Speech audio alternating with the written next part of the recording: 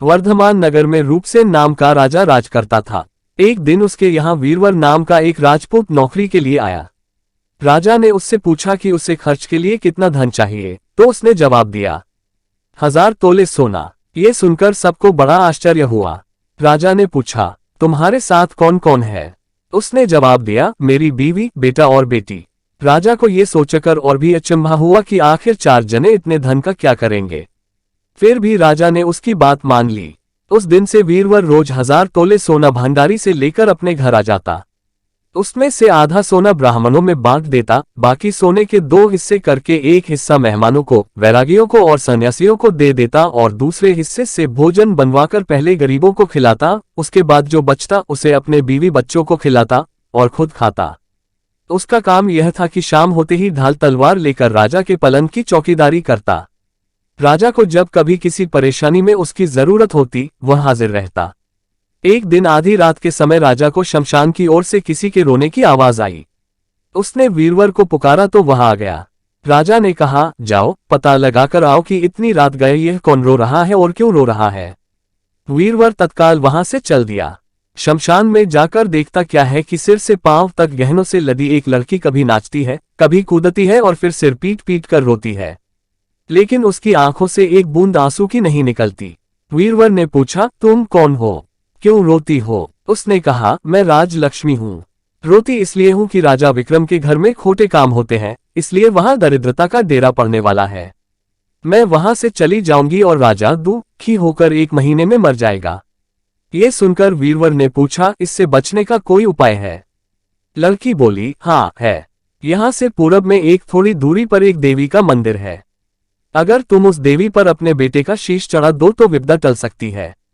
फिर राजा 100 बरस तक बेखटके राज करेगा। वीरवर घर आया और अपनी बीवी को जगाकर सारी बात उसे बताई। उसकी बीवी ने तभी अपने बेटे को जगाया तो बेटी भी जाग गई। जब बालक ने सारी बात सुनी तो वह खुश होकर बोला, आप मेरा शीश काटकर जरूर चढ़ा दें। एक तो ये आपकी आज्ञा है, दूसरे ये स्वामी का काम है, तीसरे यह जान देवी पर चढ़ेगी, इससे बड़ी बात और क्या होगी। आप जल्दी करें। वीरवर ने अपनी बीवी से कहा, अब तुम बताओ। बीवी बोली, पत्नी का धर्म पति की सेवा करने में है। निदान ये हुआ कि चारों जने देवी के मंदिर में पहुंच गए। वीरवर ने हाथ जोड़कर कहा, हे देवी, मैं अपने बेटे की बलि देता हूं। मेरे राजा की 100 बरस की उम्र हो। इतना कहकर उसने इतने जोर से खांडा मारा कि लड़के का शीश धड़ से अलग हो गया। भाई का यह हाल देखकर बहन ने भी खांडे से अपना सिर अलग कर डाला। बेटा बेटी चले गए तो दुखी मां ने भी उन्हीं का रास्ता पकड़ा और अपनी गर्दन काट दी। वीरवर ने सोचा कि घर में कोई नहीं रहा तो मैं ही जीकर क्या करूंगा। उसने भी अपना सिर काट डाला। राजा को जब यह मालूम हुआ तो वह वहां आया। उसे बड़ा डक हुआ कि उसके लिए 4 इंसानों की जान चली गई।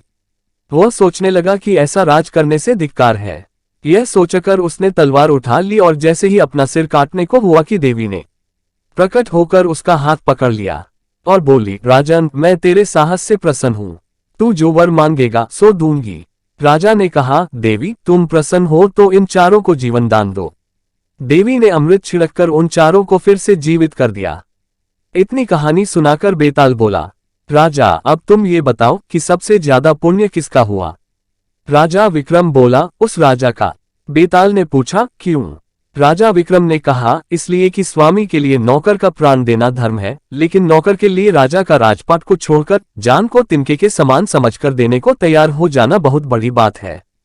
यह सुन बेताल गायब हो गया और पेड़ पर जा लटका।